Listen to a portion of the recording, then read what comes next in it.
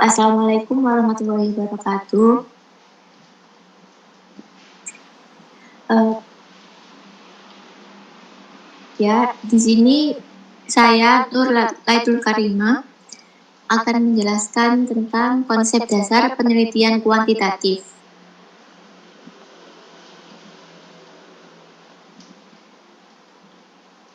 Next, untuk pembahasannya, yang pertama ada pengertian. Apa sih pengertian dari metode penelitian kuantitatif? Terus yang kedua, tujuannya, apa tujuan dari metode penelitian kuantitatif ini? Dan yang ketiga, karakteristik, bagaimana sih karakteristik dari metode penelitian kuantitatif? Dan yang keempat, jenis-jenisnya, apa saja jenis-jenis dari metode penelitian kuantitatif? Dan untuk yang kelima dan yang terakhir, yakni tahapan atau prosedur dan bagaimana ini tahapannya itu dalam penelitian kualitatif. Next. Untuk yang pertama, pengertian. Next. Penelitian kuantitatif ini dapat diartikan suatu proses atau cara yang digunakan untuk menemukan pengetahuan dengan data berupa angka sebagai alat untuk menganalisis keterangan tentang apa yang ingin diketahui. Jadi metode penelitian kuantitatif ini digunakan untuk meneliti pada populasi atau sampel tertentu.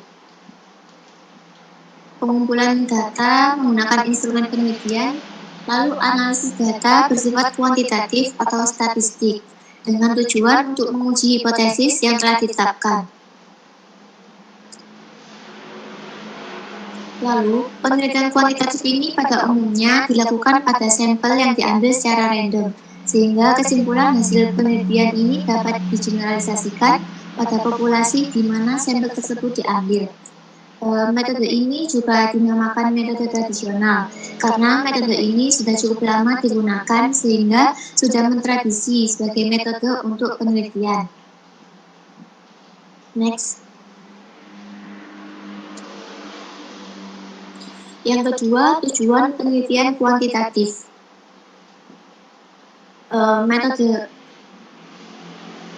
Metode penelitian ini pada dasarnya merupakan cara ilmiah untuk mendapatkan data dengan tujuan dan kegunaan tertentu.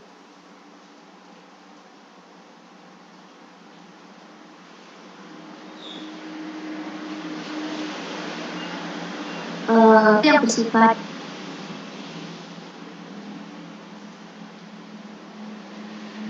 penemuan, berarti data ini diperoleh dari penelitian itu. Lalu yang kedua itu pembuktian. Data itu digunakan untuk membuktikan adanya keraguan terhadap informasi. Lalu yang terakhir itu pengembangan, berarti memperdalam dan memperluas pengetahuan yang telah ada. Lalu untuk tujuan penelitian itu ada 4, yaitu yang pertama untuk mengetahui deskripsi berbagai fenomena alamiah. Lalu yang kedua untuk menerangkan hubungan di antara berbagai kejadian. Yang ketiga untuk memecahkan masalah yang ditemukan dalam kehidupan sehari-hari. Lalu yang keempat untuk memperlihatkan efek tertentu.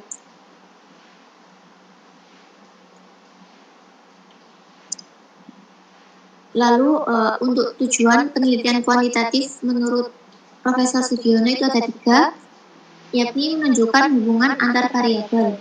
Lalu yang kedua menguji teori, yang ketiga mencari generalisasi yang mempunyai nilai prediktif. Dan yang selanjutnya menurut Dr. A. Muri Yusuf ada 4, yakni membuat generalisasi. Lalu yang kedua meramalkan, menguji teori, menetapkan atau mendeskripsikan fakta, dan menguji hipotesis. Lalu yang ketiga menunjukkan hubungan antar variabel. Dan keempat menemukan teori. Next. Yang pembahasan yang ketiga yakni karakteristik penelitian kuantitatif. Karakteristik menurut Ari Kunto sebagai berikut. The characteristic of quantitative research according to Ari Kunto are as follows. Yang pertama, clarity of element. Di sini jelaskan bahwa tujuan, pendekatan, subjek, sampel, sumber data sudah mantap dan rinci sejak awal. Lalu untuk yang kedua itu research step atau langkah penelitian. Di sini dijelaskan bahwa segala sesuatu direncanakan sampai matang ketika persiapan disusun. Lalu yang ketiga itu hipotesis. Itu jika memang diperlukan, jadi mengajukan hipotesis yang akan diuji dalam penelitian dan menentukan hasil yang diramalkan. Yang keempat itu desain. Dalam desain ini jelas langkah-langkah penelitian dan hasil yang akan diharapkan. Lalu yang kelima, data collection atau pengumpulan data. Kegiatan dalam pengumpulan data ini memungkinkan untuk dihasilkan. Lalu yang keenam itu data analisis atau analisis data. Dilakukan setelah semua data terkumpul. Jadi, secara umum karakteristik ini tuh lebih banyak menggunakan data kuantitatif, baik berupa angka, tabel, data yang berbentuk angka, dan grafik yang diangkakan. Next. Untuk selanjutnya, jenis-jenis penelitian kuantitatif.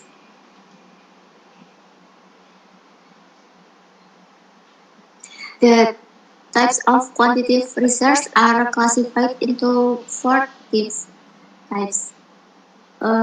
First, klasifikasi penelitian kuantitatif berdasarkan manfaat penelitian, yakni manfaat penelitian diklasifikasikan menjadi dua, yakni penelitian murni al-bahsu naqi, yakni artinya al-basil bahti huwa bahsun mufsidun difurfihi tawilah, atau penelitian yang manfaatnya itu untuk waktu yang lama. Contohnya seperti penelitian untuk skripsi, tesis, atau disertasi. Lalu untuk yang kedua itu al-buhutsu talbisiyah. Adatan ma yatimu dzalika li halil mushkilatil haliyah lidayijubu an takuna nataijul bahsi qabilatan litalbiki ala fawri. Biasanya dilakukan penelitian terapan ini dilakukan untuk memecahkan masalah yang ada sehingga hasil penelitian ini harus segera dapat diaplikasikan. Untuk contohnya itu ya seperti bentuk penelitian pemasaran. Penelitian terapan ini tuh seringkali juga masih dikelompokkan lagi ke dalam beberapa, ada tiga, yakni penelitian aksi.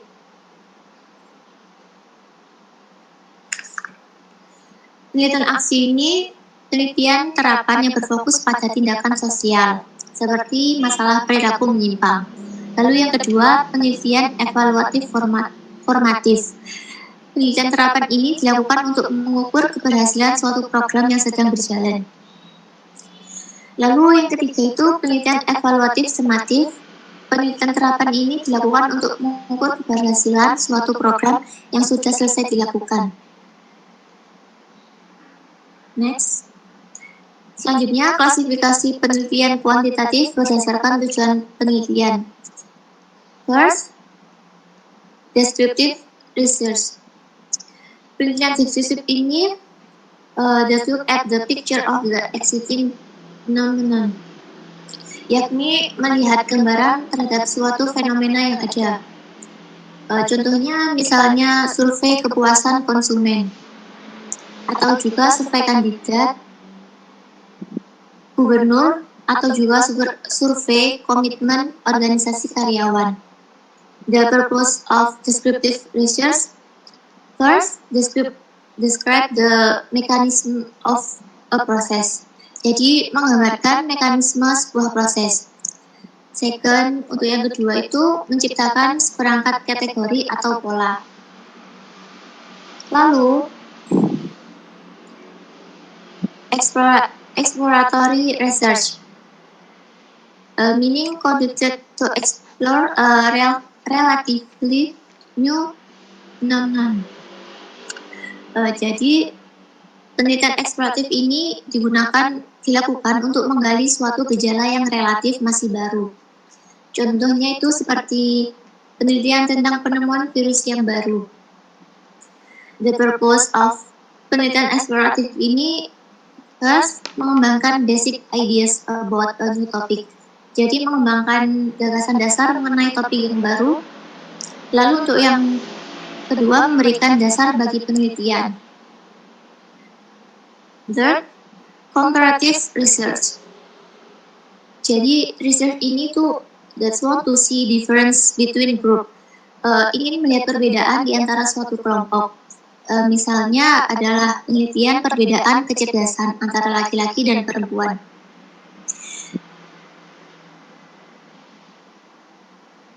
Lalu correlational research. Research ini that want to see the relationship between variable. Jadi penelitian ini ingin melihat hubungan di antara variabel. Contohnya penelitian tentang hubungan keadilan organisasi dengan komitmen organisasi. Untuk yang terakhir, causal research. Research that wants to see the cause of a certain variables. Jadi penelitian ini ingin melihat penyebab dari suatu variabel tertentu. Misalnya, penelitian yang melihat penyebab depresi pada seseorang.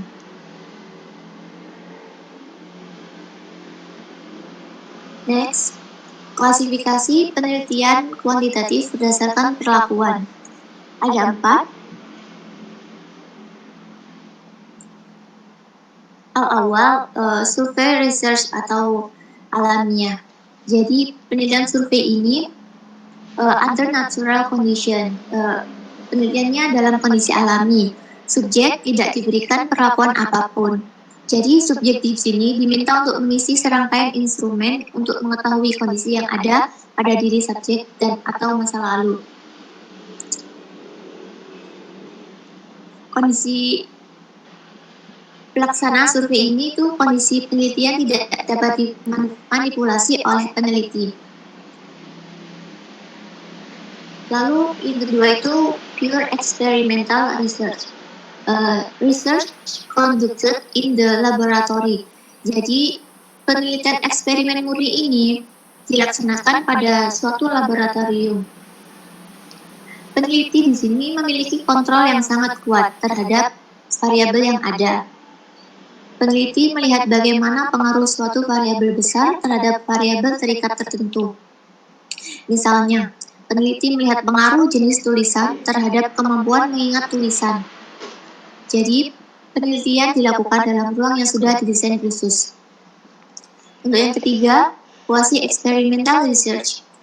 Research that also wants to see the effect of the independent variable on the dependent variable. Jadi, penelitian ini melihat pengaruh suatu variabel bebas terhadap variabel terikat. Peneliti di sini bisa mengontrol berbagai hal, namun terbatas. Misalnya, penelitian dampak dua metode pengajaran terhadap prestasi belajar mahasiswa di dua kelas yang berbeda. Lalu untuk yang terakhir, action research. Research that aims to improve something. Jadi penelitian tindakan kelas ini, penelitian bertujuan untuk memperbaiki sesuatu. Peneliti sendiri menerapkan tindakan terhadap kelompok subjek tersebut. Jadi peneliti di sini tuh kemudian mengevaluasi apakah tindakan ini sudah tepat atau tidak. Jika belum, ia melakukan berbagai tindakan lagi. Seperti contoh, seorang guru ingin melihat metode apa yang paling cocok dalam pengajarannya. Jadi, guru ini menjelaskan metode konvensional atau ceramah. Lalu mencoba yang lain lagi, metode diskusi. Next, klasifikasi penelitian kuantitatif berdasarkan dimensi waktu. ada dua, yakni first, longitudinal research. Jadi, penelitian longitudinal ini secara langsung mengukur sifat, nature, dan tingkat atau rate perubahan dalam satu sampel yang sama pada tingkatan yang berbeda. Karakteristik of longitudinal research yakni itu yang pertama, long research term. Jadi, waktu penelitian ini tuh membutuhkan waktu yang lama. Second, requires relatively large cost. Jadi, penelitian ini membutuhkan biaya yang lumayan besar. Lalu selanjutnya, involves the population inhabiting a particular area. Jadi penelitian ini tuh melibatkan populasi yang mendalami wilayah tertentu. And focus on change in observed variable over time. Jadi penelitian ini dipusatkan pada perubahan variabel amatan dari waktu ke waktu. Lalu untuk yang kedua itu cross-sectional research. Penelitian cross-sectional ini secara tidak langsung mengukur sifat dan tingkat yang sama dengan mengambil sampel yang berbeda dari tingkatan atau studi kecenderungan atau juga tren yang dirancang untuk menentukan pola-pola perubahan masa lalu. Karakteristik of cross-sectional research ini has three distinctive feature. Ada memiliki tiga ciri, yakni yang pertama, tidak berdimensi waktu, lalu bergantung ada perbedaan yang ada daripada perubahan akibat. Lalu yang ketiga itu kelompok didasarkan pada perbedaan yang ada daripada pengelompokan acak. Next.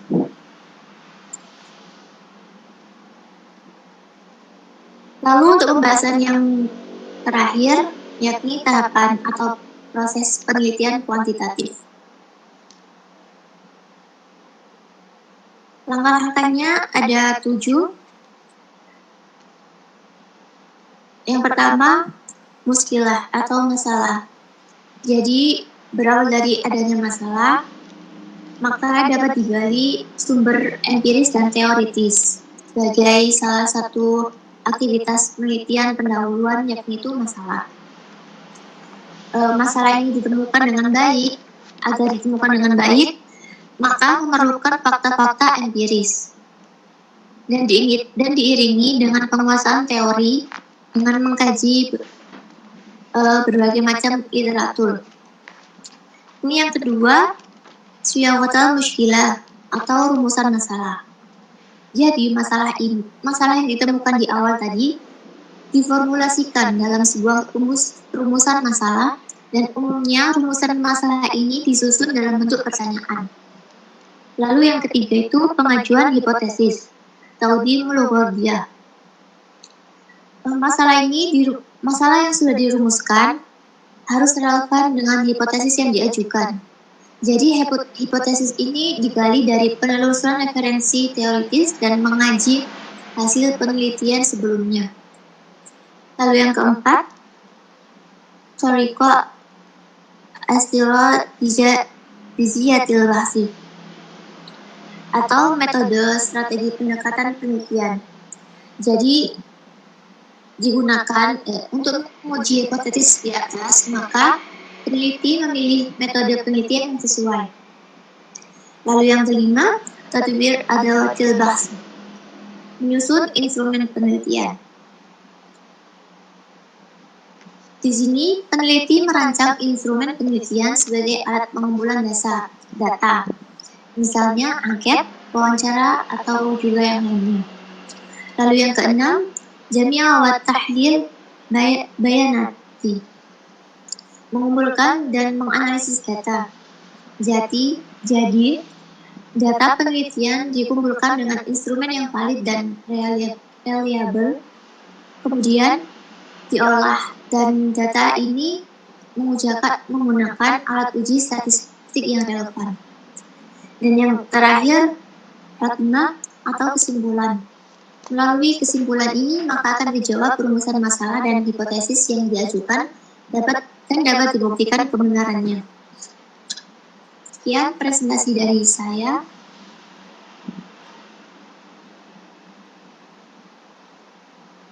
Dan itu ada sumber referensi. Ada beberapa sumber referensi, bisa dilihat. Terima kasih. Apabila ada yang bertanya, bisa disampaikan. Mbak Nabila, apakah ada pertanyaan? Mbak Laili, Mas Firman, sama Mbak Intan?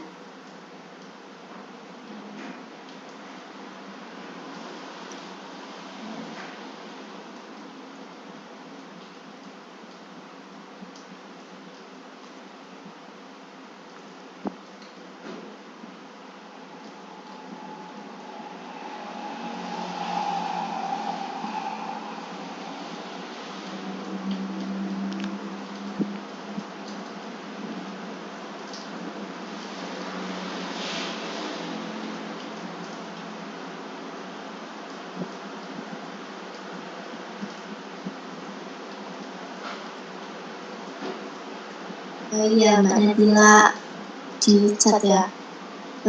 Pertanyaannya dari Mbak Nabila, tolong dijelaskan lebih detail cara mengelola dan analisis data penelitian dengan menggunakan alat uji statistik. Pertanyaan Mbak Nabila, jadi untuk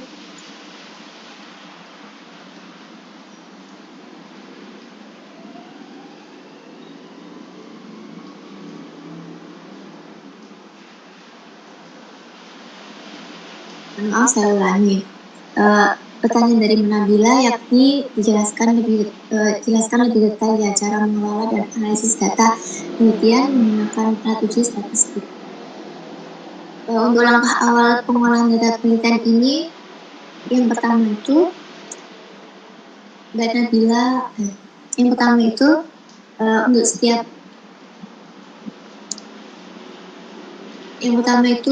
kan ada persiapan penelitian. Nah, persiapan penelitian ini yang pertama menyusun instrumen penelitian berdasarkan dimensi dan indikator yang dirujuk. Lalu yang kedua, uji validitas dan reliabilitas teoritis instrumen. Lalu yang ketiga, uji validitas dan reliabilitas empirik instrumen. Lalu yang keempat, menentukan ukuran sampel minimum. Jadi singkatnya ya, untuk langkah awal pengolahan data penelitian itu yang pertama, untuk setiap jawaban responden itu ubah data kualitatifnya hasil angket tadi menjadi data kuantitatif. Jadi misalnya hasil angket tadi yang SS sangat setuju itu dinilai 5, lalu setuju 4, lalu tidak setuju 3, dan sangat tidak setuju 1.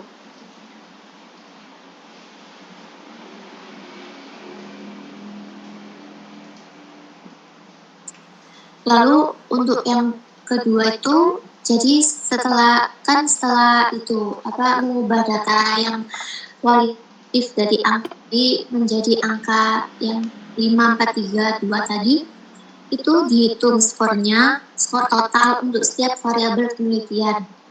Lalu untuk tahap selanjutnya itu mengubah skor untuk setiap variabel penelitian ke dalam bentuk nilai atau persen dengan rumus nilai sama dengan skor total per 5 kali banyaknya soal dikali 100%.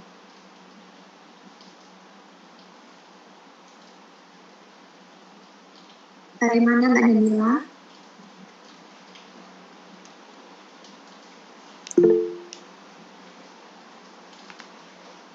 Iya, sama-sama Mbak Nabila.